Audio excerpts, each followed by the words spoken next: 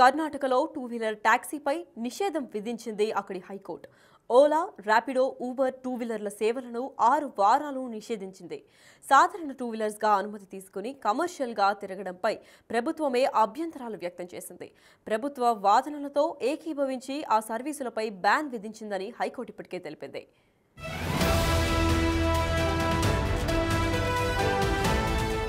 Karnataka high court తీర్పుతో మిగిలిన రాష్ట్రాల్లోనూ ఓలా, ర్యాపిడో, ఊబర్ టూ వీలర్లు సర్వీసులపై చర్చ జరుగుతోంది. కర్ణాటక హైకోర్టు తీర్పుతో మిగిలిన రాష్ట్రాల్లోనూ Ola, Rapido, Uber two wheeler సర్వీసులపై చర్చ జరుగుతోంది. వైట్ బోర్డ్ నెంబర్ ప్లేట్ ఉన్న టూ వీలర్స్ కమర్షియల్ వినియోగానికి అనుమతి ఉండదన్న అక్కడి హైకోర్టు తీర్పు మిగిలినన్ని రాష్ట్రాలకు కూడా ప్రభావం చూపే అవకాశం ఉంది. బైక్ టాక్సీలు చట్టవిరుద్ధమని పేర్కొంటూ కర్ణాటక ప్రభుత్వం అగ్రిగేటర్ల సేవలను వ్యతిరేకించింది. దీనికి చట్టబద్ధత అవసరమని హైకోర్టు అభిప్రాయపడింది.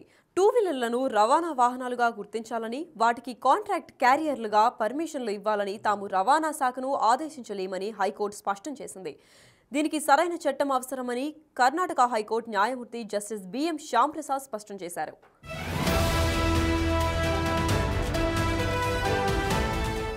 బైక్ టాక్సీ సేవలపై పూర్తి నివేదికను 6 వారాల్లో సమర్పించాలని రాష్ట్ర ప్రభుత్వాన్ని హైకోర్టు ఆదేశించింది. జనం నుంచి భారీగా ఛార్జీలు వసూలు చేస్తున్న బైక్ టాక్సీలపై తీవ్ర విమర్శలు వస్తున్నాయి.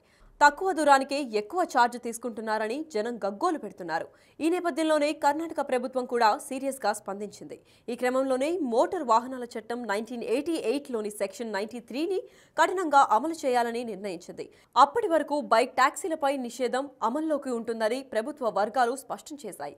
హైకోర్టు ఆదేశాలు, ప్రభుత్వ నిర్ణయంతో ఓలా, ఊబర్, ర్యాపిడో బైక్ సర్వీసులకు బ్రేక్ పడ్డాయి.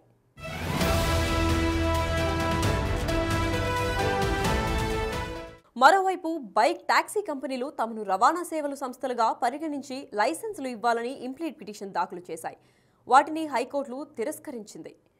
ఈ సంస్థలపై ప్రభుత్వం గతంలోనే కొన్ని కీలక ఆదేశాలు జారీ చేసింది.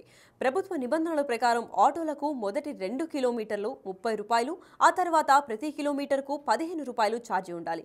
కానీ ఈ సంస్థలు నిబంధనలను తుంగలో తొక్కి ఇష్టానుసారం మినిమం ఛార్జు 100 రూపాయలుగా వసూలు చేస్తున్నాయని ఫిర్యాదులు వచ్చాయి. దీంతో 2022లో ఆయా సంస్థలకు సంబంధించిన బైక్లపై ప్రభుత్వం నిషేధం విధించింది. కొద్ది రోజుల తర్వాత వెనక్కి తీసుకుంది. దీంతో బైక్ టాక్సీ సేవలు తిరిగి అందుబాటులోకి వచ్చాయి. తాజాగా కర్ణాటక హైకోర్టు బైక్ టాక్సీలపై నిషేధం విధించడంతో మళ్లీ ఈ సేవలు రద్దయ్యాయి. ప్రస్తుతం బెంగళూరు మహానగరంలో బైక్ టాక్సీలపై నిషేధంతో రోజువారీ ప్రయాణికులపై తీవ్ర ప్రభావం పడే అవకాశం ఉంది.